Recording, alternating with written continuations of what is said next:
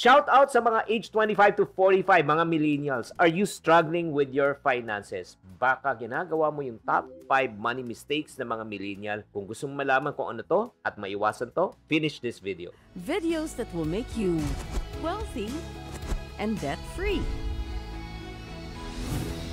Hi there, this is Chinky Tan, your pambansang wealth coach. Sa araw na ito, pag-uusapan natin ang top 5 money mistakes na mga millennial. Ano mga ito, anong kailangan natin gawin, at syempre naman pag-usapan po natin ano ang dapat nating iwasan. Let's get right into it. So if you are millennial, age 25 to 45, number 1 money mistake is living beyond your means. May isang sumangguni sa akin, itago na lang natin sa pangalan ni Mark. Kumikita siya naman ng decenteng income, mga more or less 25 to 30,000 pesos ang kanyang income on a monthly basis. However, nakatira pa rin siya sa magulang niya kahit na wala siyang binabayaran, pero napupunta ang pera niya sa gadgets, branded clothes, eating out, gala with his friends, Instagram's lifestyle po ang kanyang peg. So ano po nangyayari? Na ma-max out niya ang kanyang credit card to the point na wala na siyang naiipon, may utang pa siya. Bakit nangyayari ito sa karamihan ng mga 25 to 45 years old? Because of social media pressure to maintain a certain lifestyle. So, kung ikaw ay guilty sa ganitong klaseng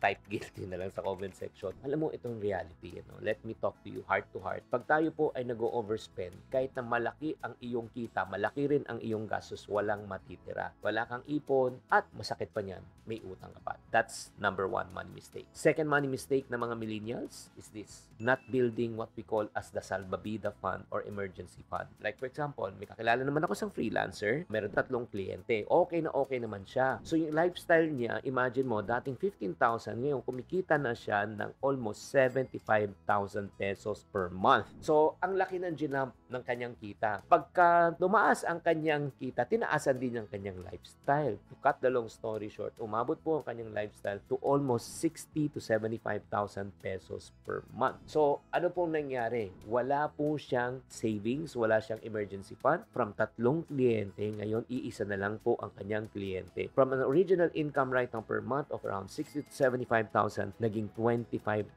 na lang. So, nung bumagsak po ang kanyang income, anong ginawa? Hindi niya na-adjust ang kanyang lifestyle immediately. That's number 1. At number 2, wala po siyang emergency fund. So, ano po nangyari? In 2 months time, negative na po siya. So, anong ginagawa na po niya ngayon? Umaasa na lang siya sa credit card right now. Kaya nga, alam niyo mga kapatid, it's very important na huwag nating gawin itong pagkakamali na ito. Pag may income ka, magtabi ka para sa iyong emergency fund. Number 3, money mistake ng mga millennials is what? Delaying what we call as savings and investment. Meron na naman tayong kausap na sinasabi parati sa sarili niya, bata pa naman ako, may time pa naman ako mag-ipon. Importante sa akin ngayon is travel, shopping, di ba? Tsaka na yan. That was when she was 25 years old. Right now, 35 na siya. And then na-realize niya hanggang ngayon, wala pa rin siyang ipon at wala pa rin siyang napupuntahan. Nagigets nyo? So, paano natin maiiwasan to? Alam mo, magtabi po tayo. Kahit na kaunti lang. Kahit na 5% per month, 10% per month, para meron lang tayong maipon. Pang-apat na money mistake na kailangan natin iwanan bilang mga millennials, relying too much on utang or credit cards. May isa naman tayong kakilala na yun din po ang issue. Tuwing na kinakapos siya, ang unang ginagawa niya, he goes to his friendly neighborhood credit card. Na ang pangalan po ay si Swifty. Sino si Swifty? Taylor Swift? Hindi. Yung siniswift niya yung credit card niya. Sinaswipe niya ang kanyang credit card. Lahat yan ang charge niya. Kape, gadgets, grocery, to the point na hindi na niya natatrack ang kanyang expenses. Kaya na-shock na lang siya nung dumating ang billing statement. Oo. Kasi nung nagsaswipe siya, walang aray. Bumili siya ng pagkain, walang aray. Pagdating ng billing statement, aray. Yun na po. Alam mo, ito lang po ha. Minsan kasi, pag may credit card tayo, ang feeling natin na parang libre po yung pera. We feel that we don't have to pay for anything. But in reality, lahat na ginagamit natin sa credit card, pag hindi natin binayaran on time, may interest po siya. Agree? And not only that, kaya nga ako nakikiusap po ako sa inyo, kung may credit card debt po kayo, ang unang gawin nyo is makalabas kayo sa credit card debt. Or else, ladies and gentlemen, kapatid, that will be the number 1 source of your stress as a millennial. Nagugustuhan nyo ba tong episode natin para sa mga 25 to 45? Kung nagugustuhan nyo, type gusto. Ano po yung ulit yung 4? Number 1, living beyond your means. Number 2, walang emergency fund. Number 3, hindi ka nag-iipon. Number 4, relying too much or utang or credit card. And number 5, money mistakes Nako, na nakikita ko karamihan sa mga millennials is this, falling for get rich quick schemes. May kakilala po ako na nag-invest po. Okay. Pinangakuan po ng 20% per month. So, naglabas po siya ng 100,000, may 20,000 siya first month. Second month, may 20,000 siya. Tuwang-tuwa siya. Anong ginawa niya? Winidraw lahat ng kanyang saving. Nag-loan pa.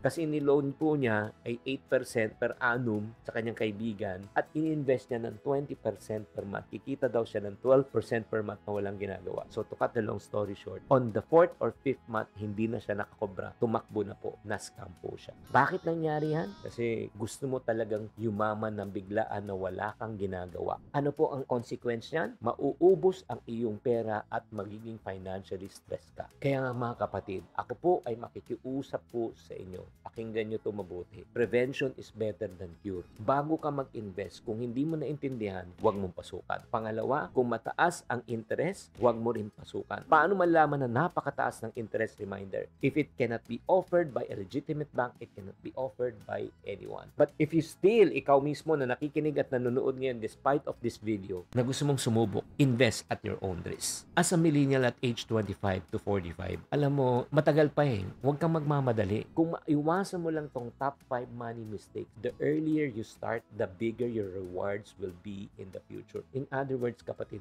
huwag kang magmamadali. Pag ikaw ay nakarelate sa video na ito, na gusto mo tong video na ito bilang isang millennial, type I am sa comment section, ibig sabihin isa kang millennial. And if you found this video helpful, please like, please share, please subscribe to this channel in order for you to get more about finances and wealth building. Tatandaan, tamang karunungan, tamang disiplina ang susi sa pagyaman.